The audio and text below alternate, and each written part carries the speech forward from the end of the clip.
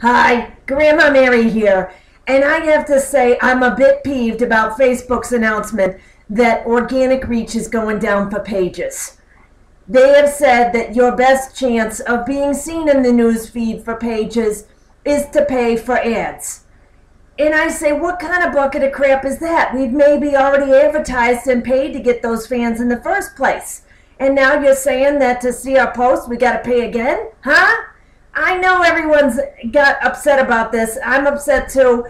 And I have resisted saying anything to now, up until now, because I wanted to assess the situation. I said, you know what, Grandma, let's just not get our knickers in a knot about this. Let's calm down, or I'm going to need more meds. Okay, so I started assessing the situation and said, what's actually going on here? Is reach going down? What's happening? And I think there's some good news here that I'm trying to hold on to the silver lining here, is that Facebook is still a decent place to be. I did some of my own testing. I took a look at what kind of visibility is out there for me, for Facebook and for Twitter and for Google+, for LinkedIn, Instagram, Pinterest, all those. I said, okay, what's the actual engagement rate on all these sites for myself? And I encourage you to do a comparison like this yourself. I think one of the reasons we're all upset about Facebook reach is because that number is right there for us. We can see it plain as the nose are on our face. We don't know what our Twitter reach is. We don't know exactly, how many people are seeing our LinkedIn posts, all kinds of things like that. So we have to approach it with some calm and some cool-headed thinking here.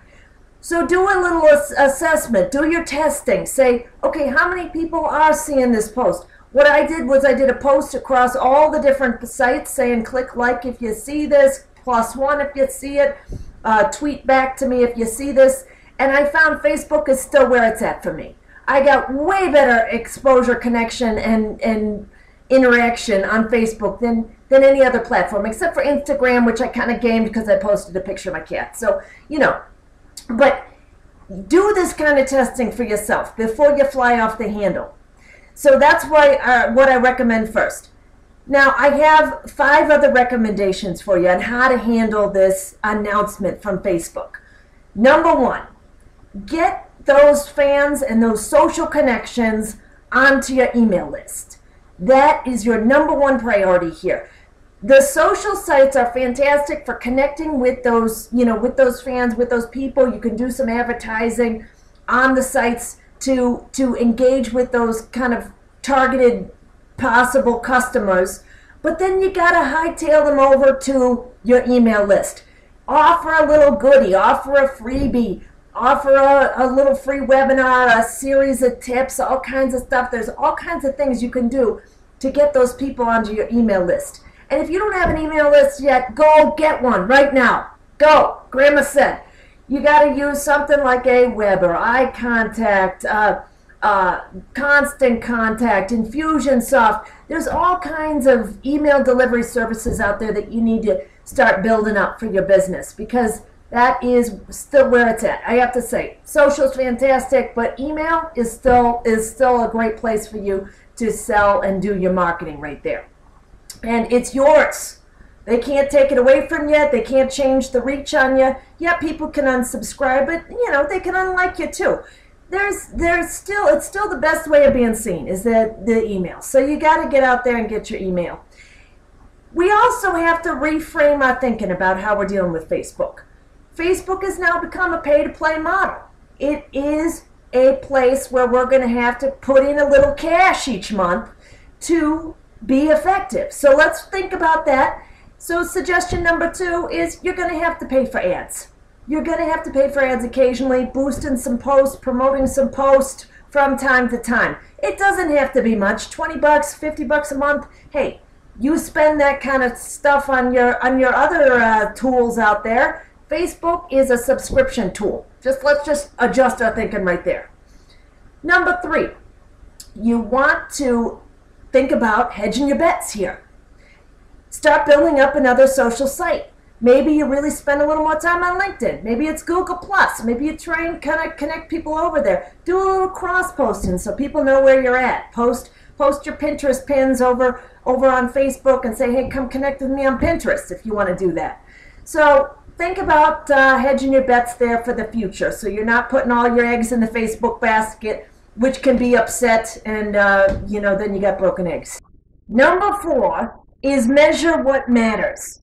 Reach, is that your true goal? Are you just trying to, push it out as far as possible? Reach isn't bad. It may equate to eyeballs, but what you really want are things like engagement. You really want to have that connection and move someone to action.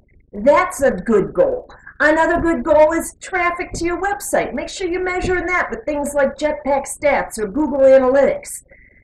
You want to measure, of course, opt-ins to your email list. Make sure you're knowing how many email opt-ins come from things like Facebook. You could have a special segmented list where you have only the opt-in from Facebook that's connected to Facebook. So now you know, or vice versa with Twitter, things like that.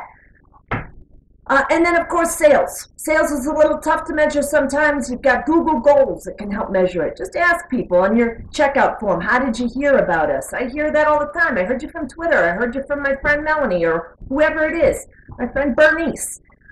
So, that way you're tracking where your sales are coming in.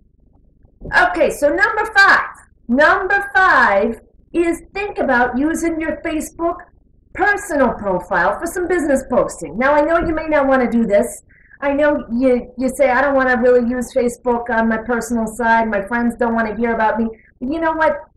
That's your warm market right there. And you got to use that warm market. You got to connect with those people and let them know what you do, because they might recommend someone else for the same services or product that you offer. They didn't even know. Who knew? Because you're not saying anything. You're proud of your business. Go out there and shout it from the rooftops. Now, you don't have to overdo it. You don't have to be spamming your friends and saying, come buy my stuff all the time. That's not what your personal profile is for. Post it from time to time. This is really a good thing to do if you're the face of the business. Sometimes it doesn't always match. It doesn't always fit.